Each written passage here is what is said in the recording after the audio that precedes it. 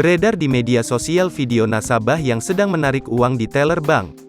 Ia menunjukkan uang pecahan Rp50.000 sebanyak Rp5 juta. Namun di tengah-tengah pecahan Rp50.000 terdapat pecahan Rp2.000.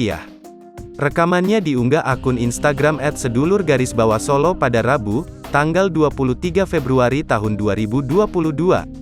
Uang Rp2.000 hanya tersedia 4 lembar saja. Sontak hal ini mengagetkan nasabah. Petugas bank lantas segera mengecek ulang uang lembaran tersebut. Bahkan ia memastikan jumlah pecahan Rp2.000 dan segera menggantinya.